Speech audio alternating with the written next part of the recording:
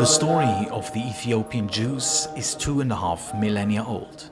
It dates back to the time when King Solomon allied himself with the Queen of Sheba. In many ways, Ethiopian Jews live in a time capsule amongst a largely Christian population. They live dispersed over the vast and seemingly untouched landscape of northwestern Ethiopia. In this remote part of the world, Jews practice their faith in an ancient way, to the letter of the Torah. Ethiopian Christians too follow an ancient form of their faith. In monolithic churches carved out of rock, they worship under the Star of David, a symbol found across Ethiopia. Over the millennia, a long line of emperors of the ancient Ethiopian kingdoms have claimed the title Lion of Judah. That includes the last emperor, Haile Selassie, who did so in the 20th century. This traditional royal title was used to underscore an uninterrupted link to ancient Israel.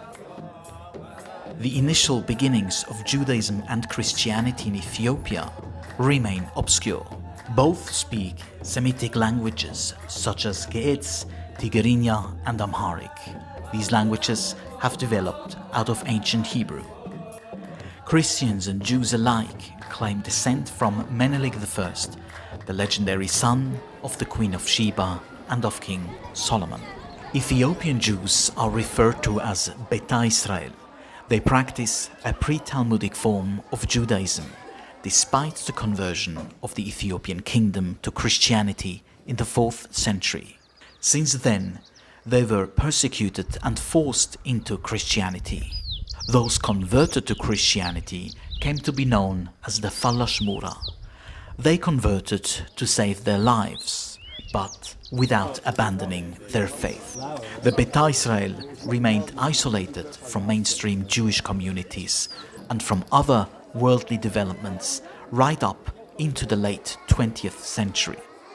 Throughout this time, they have undeniably preserved ancient Judaism. Most were farmers and artisans. They possessed intricate knowledge of ancient agriculture. They developed a high degree of craftsmanship and pottery. And they possessed all the skills necessary to remain self-sufficient in all aspects of life. Their spirituality is firmly rooted in their Judaism, which they have practiced over the millennia in the remote and vast Ethiopian highlands. Their exodus to Israel began in the early 1980s after a coup has toppled the government in Ethiopia.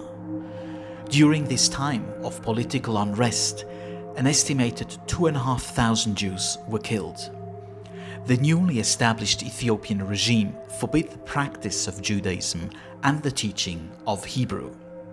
This was the beginning of various operations conducted by Israel to rescue Ethiopian Jews from possible extinction. Posing as Christian refugees from the civil war, Jews began to arrive in the refugee camps of Somalia and were taken to Israel. Later on, Ethiopia's government forbade the immigration.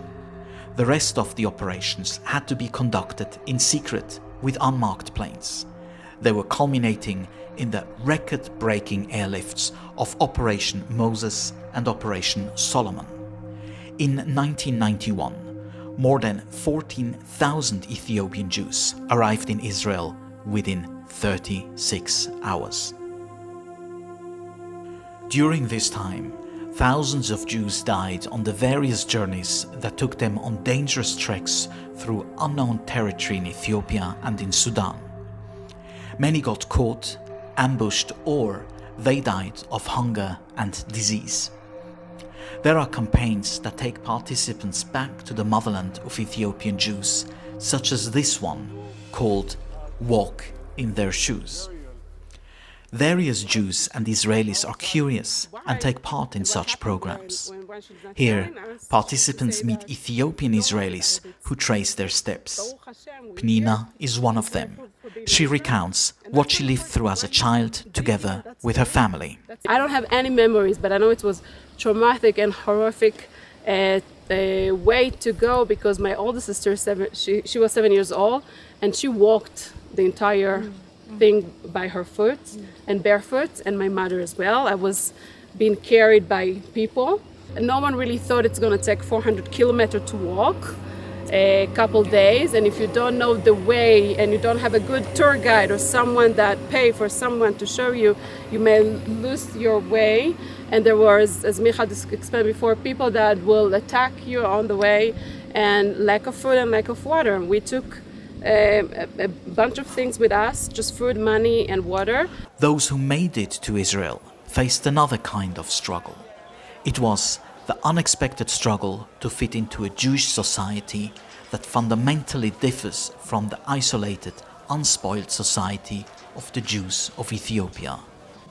People here thought that the Ethiopian Jews are the original one, like not white Jews. I mean, we were shocked to see many white Jews as well, right?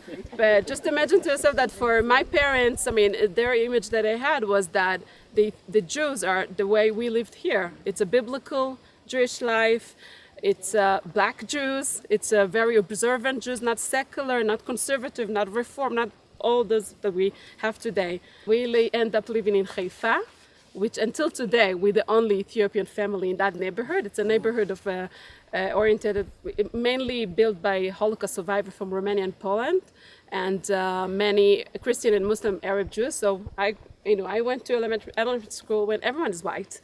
I never questioned my skin color. I thought I looked like everyone.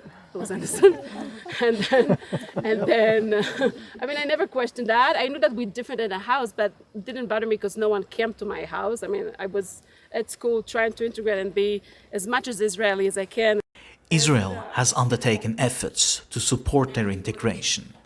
But in order to help Ethiopian immigrants to become part of Israeli society, one must first gather an understanding of who they are and what they are going through. For a significant number of Ethiopian Jews, integrating in Israeli society has been tough. The land of their longing is a fast-paced modern state, and it bears hardly any resemblance to the Israel described in the Bible. The deeply devoted Jews of Ethiopia meet a reality that is profoundly different from anything that they have ever known.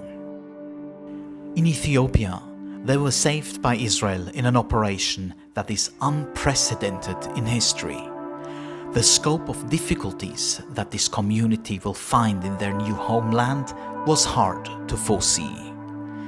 Despite Israel's effort to bring them home, many Ethiopian Jews have found a harsh and uncompromising reality.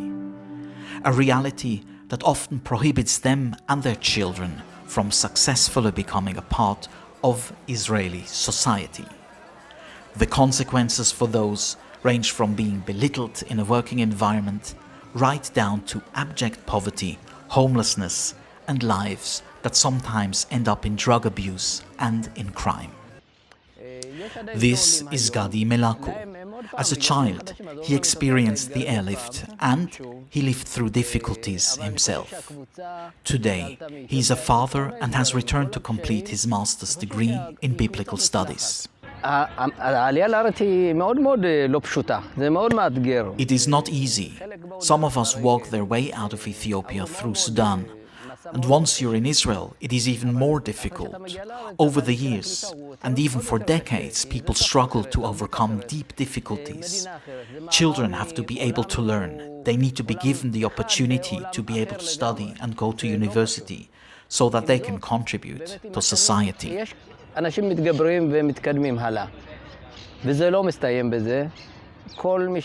This process does not come to them the way it comes to the average Israeli or even the average immigrant of American or European background. Jewish families from Ethiopia have not been equipped with the experiences of how to bring children up in a world that is technological and academic. Such struggles are not unique to the descendants of Operation Solomon and Operation Moses. Jews from Ethiopia still arrive in Israel. They and their children keep facing similar struggles in the present day. My parents came from Ethiopia. They made Aliyah in 91 in Mitzah Shlomo. It was difficult because they didn't have the language and they didn't come with any education. So the work that they have to do was manual work and not something that it was more physical work. As a result, Israelis of Ethiopian descent are vastly underrepresented at Israel's universities. This is an obstacle to advancement and empowerment. Removing these last obstacles represents the final step of bringing the Jews of Ethiopia home. Today, there is a growing awareness amongst Israel's educational institutions. Major universities step up to provide scholarships that are privately funded. These programs are designed to provide missing resources to Israelis of Ethiopian descent in order to elevate them into a life that lets them realize their true potential.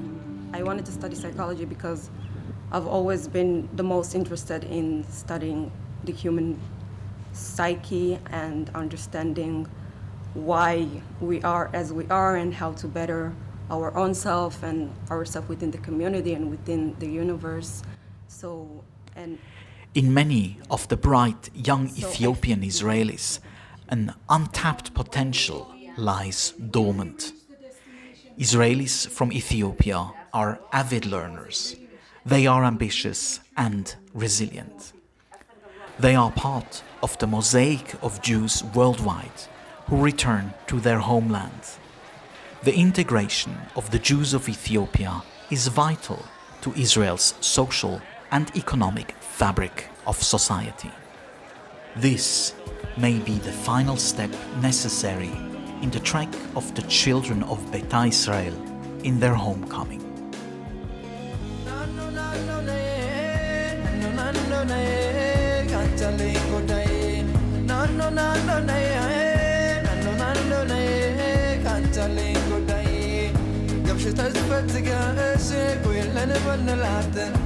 شبال ناقر لجي يمتامر صوناتن صام لجين يم لجي تقابو يلونال يتسكلون من يورد لنا نانو نانو